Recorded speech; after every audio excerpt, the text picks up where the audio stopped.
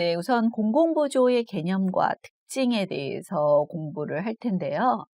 공공부조라는 것은 우리가 지난 시간에 사회보장의 큰 축이 사회보험하고 공공부조와 사회서비스다. 이렇게 말씀을 드렸어요.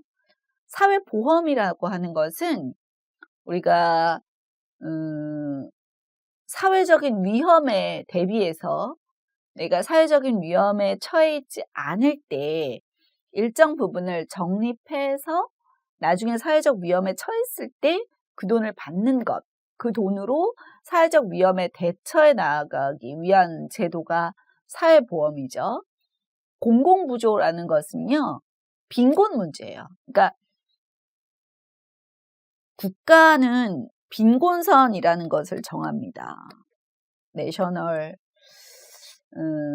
퍼버티 라인이라고 하는데요. 국민이 빈곤선을 정하는데 빈곤선에 미치지 못하는 사람들에게 어떤 급여를 제공함으로써 그들이 최소한의 인간적인 삶을 할 수 있도록 하는 것, 그것이 공공부조이죠. 이거는 사회보험은 내가 돈을 낸 사람이 사회보험의 대상이 되지만 공공부조는 돈을 내야 이 대상이 되는 게 아니에요. 그렇죠.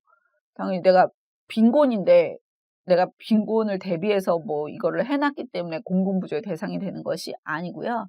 그 다음에 세 번째 사회 서비스는 우리가 무슨 뭐 한부모 지원 서비스라든지 아동복지 사업이라든지 노인 대상 이런 것들이 다 이제 사회 서비스에 해당이 되는 거예요. 그래서 오늘은 그 이제 큰 두 번째 공공부조에 대해서 볼 건데요. 우리나라 같은 경우는 사회보장 중에서 공공부조가 차지하는 비중이 굉장히 큰 나라에 속하게 됩니다. 우리나라는 이제 뭐 학자들에 따라서 굉장히 선별주의 복지다 뭐 이렇게 얘기할 수가 있어요. 왜냐하면 선별주의라는 것은 뭐죠? 자산조사를 하는 게 선별주의죠.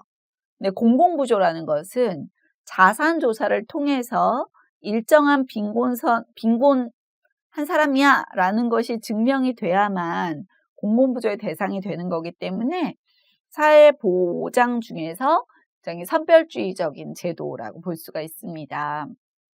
자, 일단 공공부조라는 것은요, 국민의 생존권을 보장하기 위해서 국가가, 강제성이죠, 이것도. 국가가 주체가 되어서 빈곤한 사람들의 최저 생활을 보장하기 위한 목적으로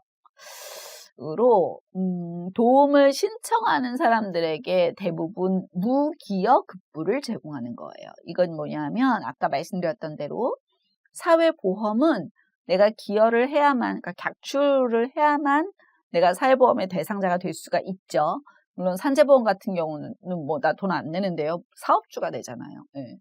그런데 이 공공부조는 대부분이 내가 돈을 내지 않은 사람들, 조세로, 사회보험은 보험료로 재원이 충당이 된다면 공공부조는 조세로, 세금으로, 세금 중에 목적세가 아니죠. 일반 세금 중에 이제 사회복지비, 사회복지 예산이 있고 그 사회복지 예산 중에 공공부조 이제 비용이 책정이 되는 거죠. 그래서 내가 기여를 하느냐 하지 않느냐는 공공부조의 대상이냐 대상이 되지 않느냐와 관계가 없어요. 예.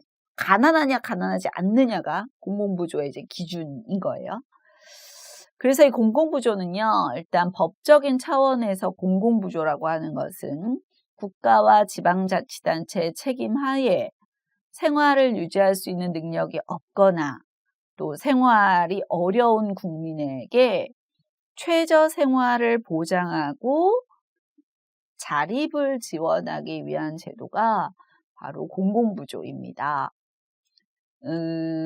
사회보험이 제1의 사회안전망이라면 공공부조는 제2의 사회안전망, 즉 2차적 사회안전망이라고 볼 수가 있습니다.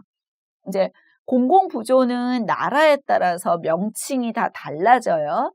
미국 같은 경우, 뭐 우리나라 같은 경우 이렇게 명칭이 다 달라지게 됩니다.